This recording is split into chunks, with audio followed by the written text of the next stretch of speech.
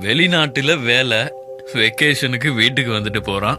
பா, வசதியாதான் பாருக்கான். வாழ்ந்தா இவன மாதிரி வாழணும்.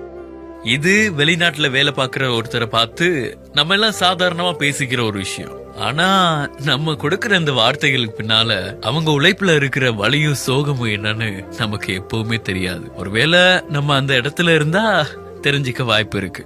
பெத்தவங்க, கட்டுன பொண்டாட்டி, தாம் பெத்த புள்ளன்னு எல்லாரையும் விட்டுட்டு உலகத்துல எங்கேயோ ஒரு மூலையில இருந்து அனாத மாதிரி வேலை செஞ்சுக்கிட்டு இருக்கான். இந்த தியாகம் எல்லாமே அவனுக்குன்னு நினைக்கிறீங்களா? கண்டிப்பா இல்ல. தான் குடும்பம் நல்லா இருக்கணும், தன்னோட குடும்பத்துல உள்ள எல்லாருமே சந்தோஷமா இருக்கணுங்கிறதுக்காக தான் தன்னோட சந்தோஷத்தை தொலைச்சிட்டு தனியா இருந்து வேலை செஞ்சிட்டு இருக்கான். வெளிநாட்டுல வேலை செய்யற எல்லாருமே வசதியாதான் வாழ்றாங்கன்னு எப்போதுமே நினைக்காதீங்க. ஒவ்வொருத்தர் பின்னாலையும் ஒவ்வொரு வேதனை இருக்கும்.